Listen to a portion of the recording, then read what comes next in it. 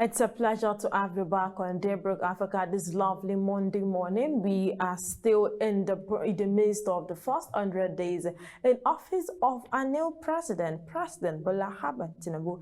Today, Monday, is when we get to talk about political related issues. But today, we are taking a break from the back and forth happening right now in the country, and we're taking a break from the new administration that is ongoing for the next 4 years or the next 8 years.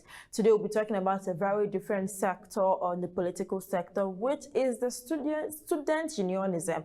This is the back and forth that goes on in school, because more often than not, it is the politicians that run the school that end up becoming the great politicians we know now. Joining me to discuss this conversation is Comrade Ismail W. Alade. He's a comrade, and then we'll be talking back and forth on the key challenges faced in the student union. Good morning to you, Mr. Alade. Yeah, good morning, man. I'm with you. Yeah, good to have you on the program, sir. Yeah, my pleasure. Thank you very much. So now before we go straight to the talking point, I'd like to ask of your view about the new president, Bola Ahmed Tinubu. He emerged the winner and he has been inaugurated. He has been hitting the ground running. He has been electing people he wants to work with. He has been making one or two decrees the wrong word because we are in a democratic system of government. He has been making one or two moves about how he wants to run his administration. Now, in 20 seconds, what do you have to say about the emergence of Bola Ahmed Tinubu as the president of Nigeria? I can say it's born out of his credibility and his past antecedents. He is a leader, a visionary leader. Okay. That let me say, before a president can start working or can start setting up his cabinet, it always takes like 2 to 3 months. Yes. But if you take a view of the president, Bola Ahmed Tinubu, he has started creating his cabinet even before his emergence. And so it is not new appointing people. People have already been predicting the kind of people is going to put in a particular office. And all this prediction has been working. So it is pertinent that the president is going to deliver. And we pray that may God... Let me complete your prayer for you. We pray that the next 4 years will be a good one for us. Yes, let us move straight into our talking point. You understand the fact that President Tinubu has been hitting the ground running to make the next 4 years conducive for everybody. And for that to happen, some stringent decisions have to be made, and which fuel subsidy happen to be one of them. But then nothing can be done. Like he said, whether you protest or not, he won't take back his decision on that. Now, Mr. Ismail, are you still with us now? Yes, I'm with you now. Yes. Would you like to run us through the whole election, or would you like to run us through what NANs in the Southwest entails? Who and are in this NANs Southwest? What does it contain of? What do they do? Is it a recognized body? Is it just a non-government organization? We understand the fact that it is a union, is a student union body. But would you like to run us through who and what NANs in the Southwest entails? Yeah, thank you very much. NANs is a body, is a recognized body. Okay. And this is the only body, or let me say, this is the major body that fights for the interests of the students, that fight for the welfareism of the students in Nigeria. And in NANs, NANs is just like Nigeria, that we have the federal level, the state level, and the local government level. Okay. That is how it is in NANs as well. As we have the national body, we have the zone, which is this, I am from the Southwest. Okay. So which is Zone D, and we have the states as well, which are the JCC. Okay. Okay. So you're saying it is a recognized, but is it like a revolution body? Is it like a freedom fighters body, or what type of body? Is it a charity organization? Because you just made mention of it being a body. Yes, we can call it a freedom fighter. Okay. Because anything that deals with the student welfareism, we surely fight for it. Anything that will not jeopardize the students' academic process, we will surely fight for it. So that is all what we have for. So the students and the students' community. Okay. Okay, so let's talk about what motivated you to pursue a career in public relations, and how do you see your role as a public relations officer, like using the NANs and the level of impact it has on student unionism? Yeah, let me start like this. Let's say a few years ago, people have lost their interest in NANs. They believe that NANs is just a camouflage body that only look, or let me say, that only fight for their pockets and not the interest of the students. Is there any atom of truth there? You said? Is there any atom of truth there that NANs only fight for their pockets? Is it by 1% true? At all. There is no atom of truth in that in their perspective. Okay. Yeah, okay. It's what I can only say about that is that the way people view it and the way our past leaders fought their fight then. So that is why people believe that it is not of their own interest. But now let us put in this present administration, even at the national body. And I can say the person that really motivated or that is motivating me, the spirit is the Comrade Esther, the Vice President External of NANs National. Oh, okay. And I'm very sure that she will be conversant with that name as well. And I can say in the history of NANs today, in the history of NANs in Nigeria today, that name sounds more than anything, because of activeness in the student community.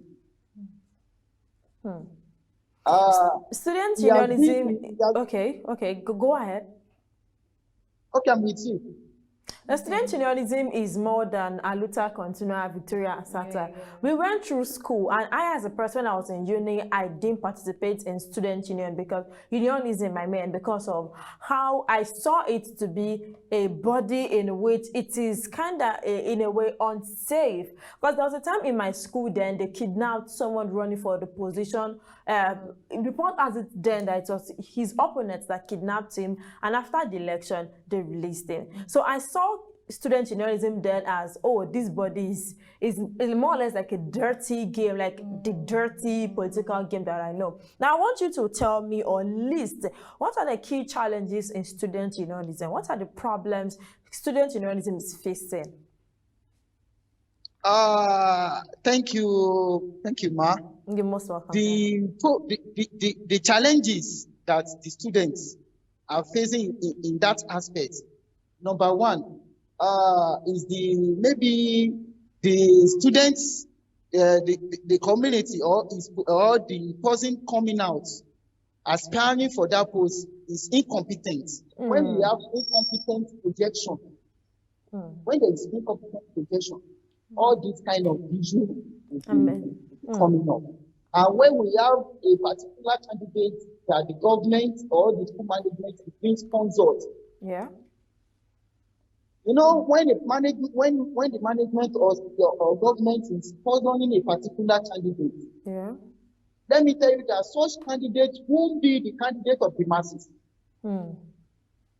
Because the students who want education whereby their voices won't be heard at their fears. are the affairs of things. Sure, you understand? Yeah.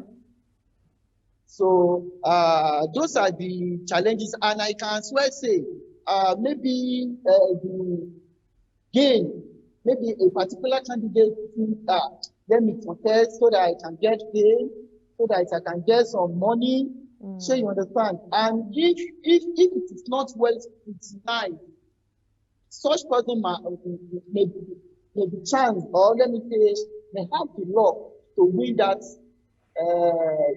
aspiration.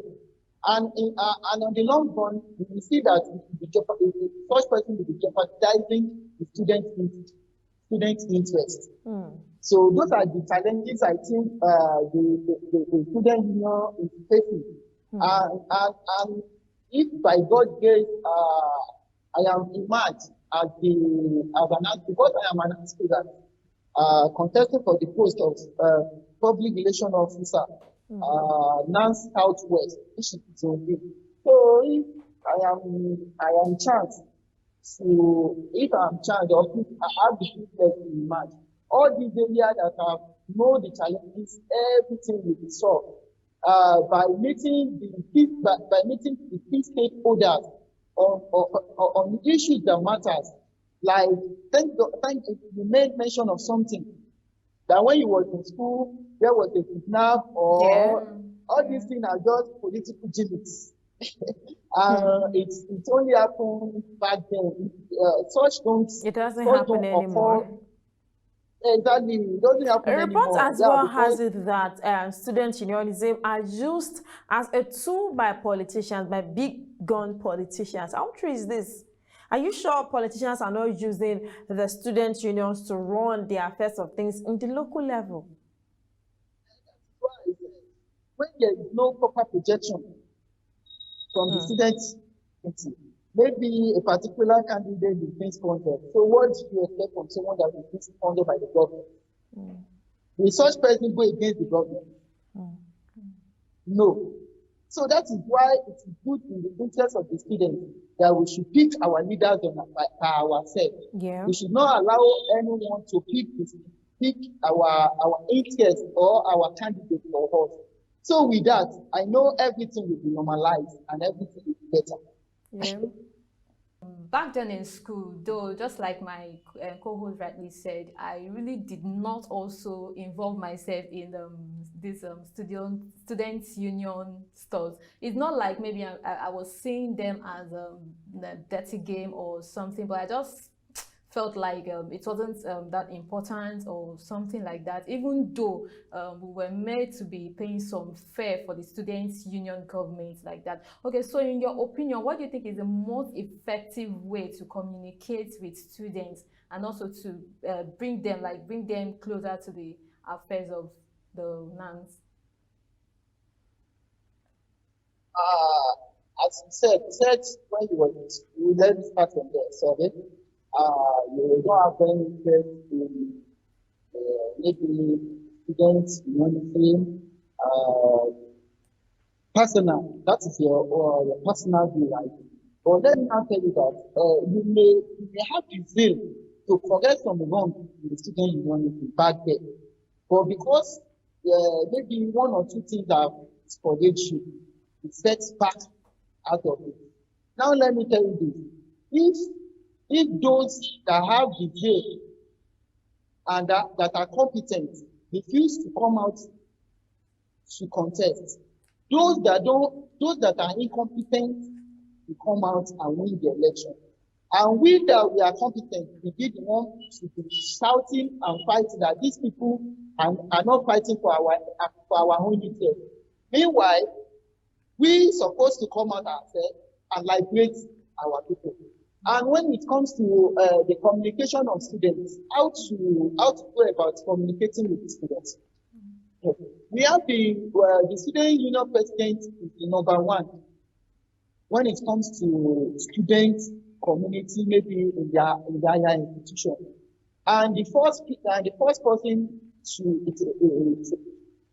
know is the student union president. Very correct. And whenever we have any issue, we have the student union building where our issue can be tabled.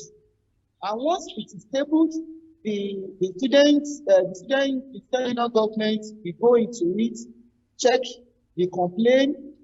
If the complaint is bigger than 10, they can now project it to now. Maybe they have projected. Mr. Ismail, are you still with us? We must have had a network glitch. They've been trying to reach him, but I guess something is wrong. We'll just go ahead and wait for his network to get back, and then we can wrap up the interview. In the meantime, we're talking about something the other time, Esther. We're talking about our personal experiences while we're in uni. Yeah. I said as a person, I didn't like politics then in uni because of how it was run, how they handled it, how they took it so serious, how they were recognized that they were like the first-class students in the school. They were close to the school authorities, whatever the student union body says.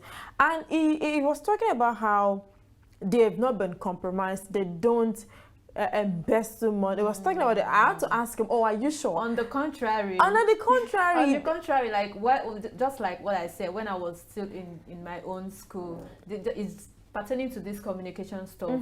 It's not like I never wanted to be a part of the activities going on. But number one, sometimes I don't even hear of such activities or anything. All I know is I think at the beginning of every semester we have this fare we pay to the 500 naira level due. That's the end. I don't even hear about any other activities or so. And even at that, there was a time too when we had to protest. Why? Because we felt all those money we were paying was being embezzled. You understand? So I didn't think there was effective communication. You understand?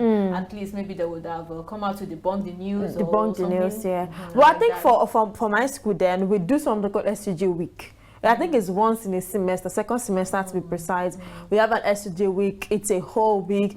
Monday, I think there's symposiums. Tuesday, there's, I think maybe and Wednesdays, there's rag day, among others. But one thing I didn't appreciate my own ESCOs then for was the fact that each time there is a sudden increase in school fees, the SUG bodies will not do anything about it, which was so annoying then. Even if we want to protest, we definitely need a forerunner. We definitely need someone to lead this protest, which is meant to be the student union bodies, the PRO, the GenSec, the FinSec, and the president himself. But in the situation where we are not finding them, we feel like they are compromising with the school management, which I really wish our guest is still with us to shed more light on student unionism. But there was one thing I regretted not doing in school, student politics. I wish I did it. In one way, it was also, they are an important body in the school, because like during my own time, I think in transportation aspect, they really fought for us. I think then like we were paying like 15 naira to school, like 15 naira coming, you know, normally it's supposed to be like 100, 150 or 200. So I think in that aspect they really try. So in some aspects they try, even though that although our guest said they don't embezzle but funds. Let's not doubt that. Let's just leave it the way it is. Yes, we have to go on a short break right now to return with the rest of the program. You're still on to Daybreak Africa.